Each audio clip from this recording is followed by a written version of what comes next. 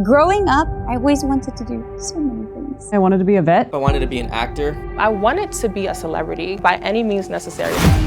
This is Spike Drop Vegas Heist. I'm only here for a 2 beat. I don't really care about any other place.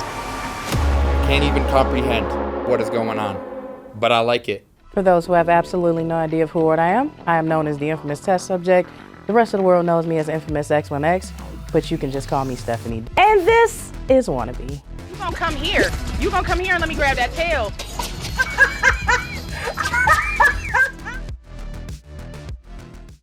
What I wanted to be when I grew up was an entertainer. My grandmother had a video camera and she asked me, well, what do you want to do? I said anything. So I danced and I sung and I took martial arts and I took modeling and I played video games.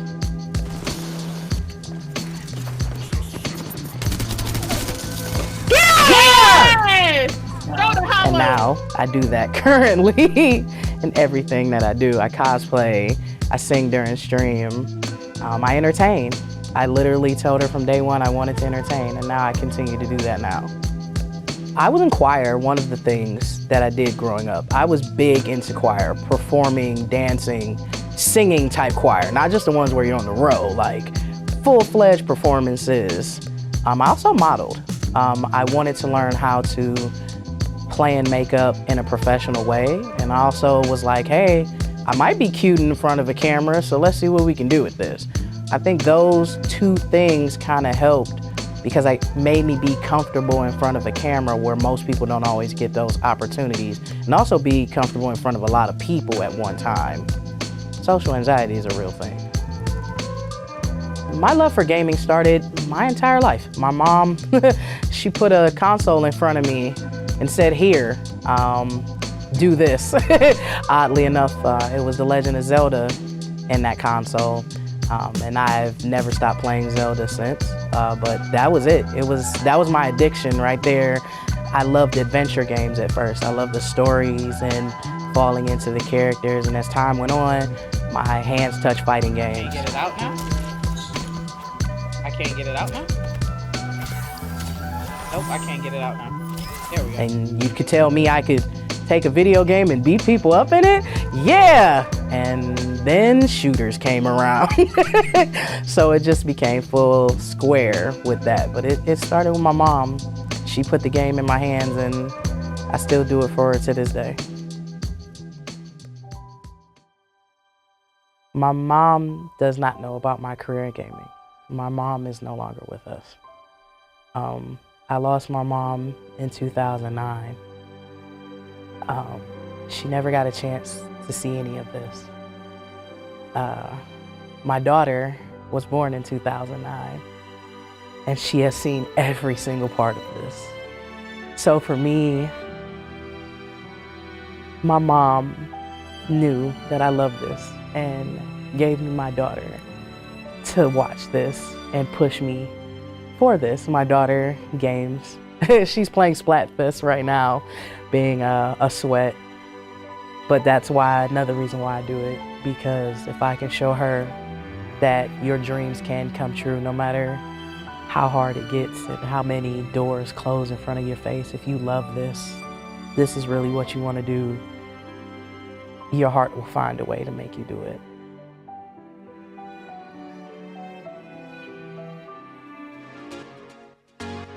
The first shooter I actually fully fell in love with would be Halo, without telling my age a little bit. Me and my friends used to do Halo LAN parties. I used to run around with shotguns and rocket launchers, just making things go kapow and boom. And as time went on, I started to want to do more than just Halo. I got into Call of Duty. Got one? Got two? Got three? Got four? Get them tags for me, please. Got five? Actually learning how the games operated, and then the world of battle royales came out. And I was like, yeah, I don't want to do battle royales. I think Call of Duty had Blackout at the time, and I was like, I don't like this. I don't want to do this. It's bad. Then Apex. I played Titanfall, so of course I was like, hello, Respawn. How are you? And Apex became a love, and now we found things like Fortnite and now Valorant, so become an all-around thing for shooters. I don't think it's a shooter I haven't at least touched. I may not be great at it, but I've at least touched it, so. Gaming became more of a profession for me, honestly, when COVID. I lost my job. I used to be a tech agent, and it was, well, how do I provide for my daughter? And I was already content creating at the time, but mostly it was just enjoying content creating. It wasn't for a financial thing. Once I had to put my foot to the gas pedal and be like, how am I gonna pay bills? It was like, now what opportunities, what skills can I utilize to get gaming to work for me? So I started to try out for casting, and I got an opportunity through a community called Brown Girl Gamer Code to host Apex Academy because I was playing Apex. And from there, it was just skyrocketed, you know, getting other casting events, other hosting events. And I started actually making money. I was like, you know, able to pay bills. So much to the point that now, you know, I do actually work for a company, being a social media manager, that I probably would have never got that type of, you know, even opportunity to do that if it wasn't for gaming, you know. So a lot of folks don't know, we kind of put a lot into that to make money. It's not just, you know, my community has done so much for me, from, you know, making sure I have food to just recently buying my daughter her birthday gift in September.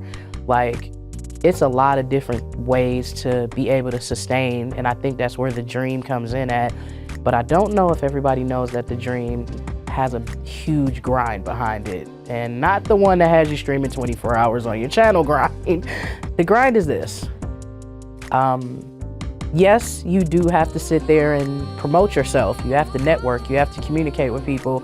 You have to sometimes step into a comfort zone that you don't want to step into. I didn't always want to play Fortnite, but there was an opportunity, a paid opportunity for me to play Fortnite. I'm not always comfortable teaching people things, but I've been asked to teach people fighting games for money, you know. Like, sometimes you have to know when and what to put your position into. And also, a lot of people do not know who you are in front of that camera is also who you need to be off of that camera. Cultivating these communities and how they act outside of your stream also makes a huge difference. People who interact, whether you're live streaming or VOD streaming or, you know, doing stuff on TikTok, when I meet people in person, the first thing that I hear is, you're the same person that I see on stream. And that's how it's supposed to be. Like, this doesn't change. Like, you have to remember who you are, what you're doing, and why you're doing it for the grind. Not just do it because you want a whole lot of money, because at the end of the day, you don't always know what's going on behind those closed doors for that whole lot of money. BroadcastHER, 1,000 Dreams Fund, is a community, a foundation set to help women in presenting films and gaming. They also do other things for students, music, art, but specifically BroadcastHER is to help those in esports and gaming try to accomplish their dreams by supporting them, whether it be getting them technology, helping them to trips, or getting them education and mentorship. Me, myself, I'm not only just a BroadcastHER recipient, I'm also a JBL Quantum Changemaker, and I'm also 1,000 Dreams Fund esports person of 2021.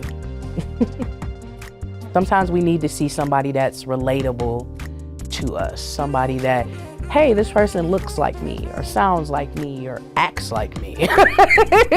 You know, so yeah, I think somebody's paying attention. I don't know who, but somebody.